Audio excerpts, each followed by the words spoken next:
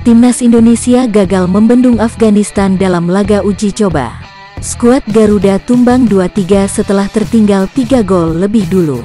Indonesia vs Afghanistan berlangsung di lapangan latihan Jasports Center and Shooting Club, Dubai, Selasa, tanggal 25 Mei tahun 2021, malam WIB. Gawang Indonesia sudah dibobol Afghanistan pada menit ke-6. Skuad Garuda mencoba melawan balik di menit ke-12. Peluang datang lewat sundulan M. Rafli dengan memanfaatkan umpan Yakob Sayuri, tapi bola masih bisa diamankan kiper Afghanistan. Giliran Witan mencoba membuat peluang. Bergerak dari sisi kiri, FK Ratnik Surdulika melakukan penetrasi, namun masih bisa dihentikan lawan. Witan dilanggar oleh pemain Afghanistan di depan kotak penalti pada menit ke-19. Dia sendiri mengambil eksekusi tendangan bebas dan bola masih membentur pagar betis. Indonesia masih belum mampu menggetarkan gawang Afghanistan. Sampai water break, tim besutan Shin Tae-yong dalam posisi tertinggal 0-1. Indonesia kembali mencoba menggedor di menit ke-37. Ada kombinasi 1-2 Yakob dan Osvaldo Hai yang masih bisa dipatahkan barisan pertahanan Afghanistan. Afghanistan berhasil memperbesar keunggulan menjadi 2-0 jelang turun minum, yang tepatnya di menit ke-43. Indonesia gagal membendung bola terobosan lawan sehingga kini dalam posisi makin tertinggal. Indonesia harus kembali kebobolan saat babak kedua baru berjalan 4 menit. Gol Afghanistan tercipta lewat skema umpan silang. 3-0 Indonesia tertinggal. Pelatih Shin Tae-yong kemudian membuat banyak pergantian dengan menarik Yakob, Firza Andika, Rahmat Irianto, Osvaldo, dan Wita.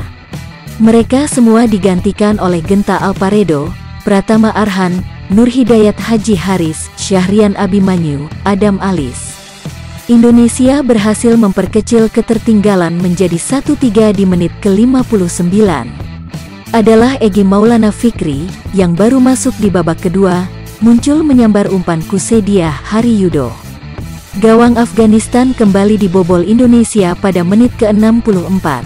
Adam Alis memperkecil ketertinggalan Indonesia menjadi 2-3 setelah menyambut bola umpan Egy dari skema tendangan bebas.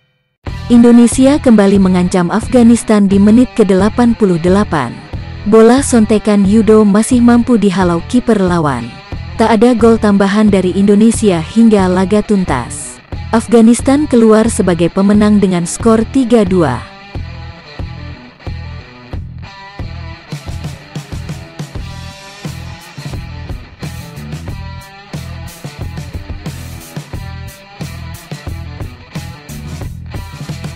Ketua Umum PSSI, Muhammad Iryawan merespons penolakan Elkan Bagnot untuk membela Timnas Indonesia di pemusatan latihan Timnas Indonesia di Dubai, Uni Emirat Arab.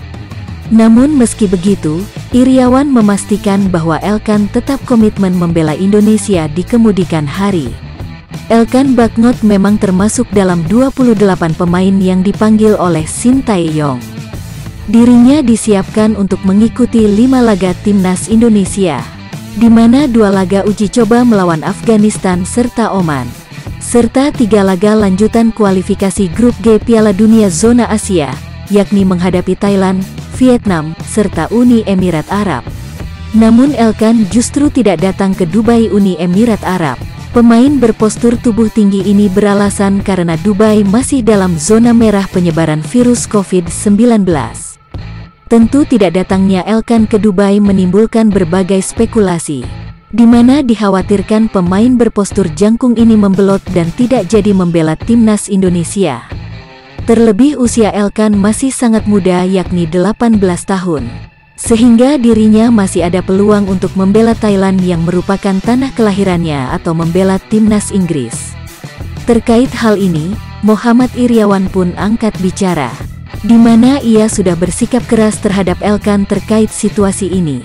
Kami juga agak keras dengan Elkan. Kami sudah kontak dia, enggak direspons. Kami sudah kirim tiket untuk dia ke Dubai.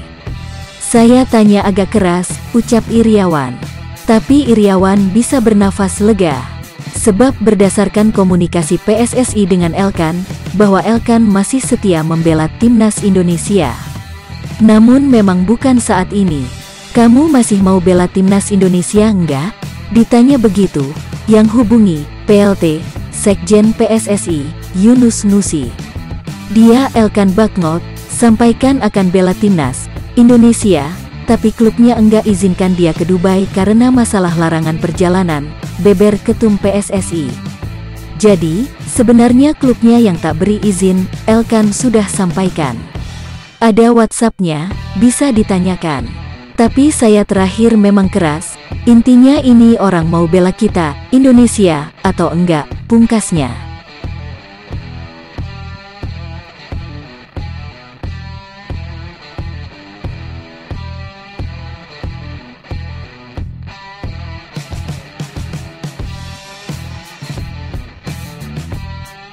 Pesepak bola Indonesia, Egy Maulana Fikri berpotensi dilepas Lechia Gdansk ke klub lain pada bursa transfer musim panas ini karena dianggap masih memiliki kelemahan dalam hal ini.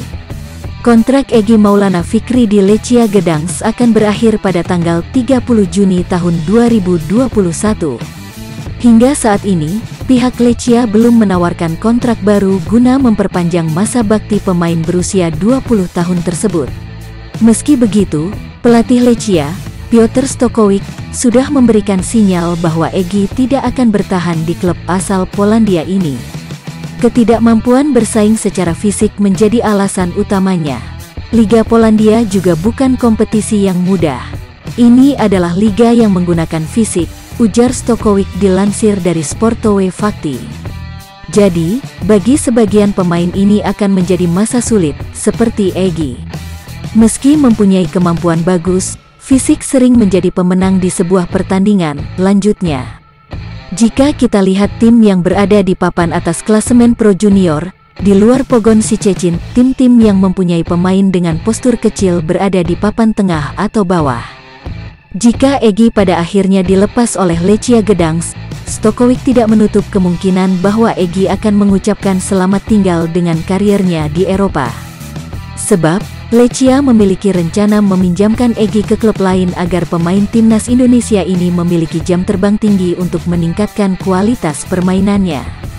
Kebijakan klub adalah memantau pemain muda yang mempunyai bakat. Di posisi Exxon, Krieziu, saja sudah banyak pemain muda yang bagus. Dia mempunyai skill, dan dia akan bersama tim di masa persiapan.